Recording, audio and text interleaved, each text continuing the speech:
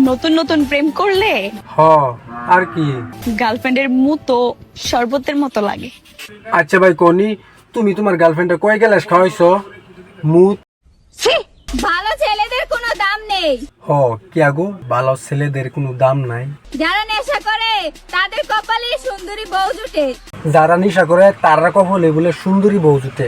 ঠিক আছে মানছি, তা আমরা কপাল খারাপ না তো, সুন্দরী বউর আর কপাল খারাপ, কারণ তার জামাই নেশা করতে হয়। ঠিক বলেছো। বিষয়টা কেমন হাস্যকর হয়ে গেল না? কিয়া কারণটা কি?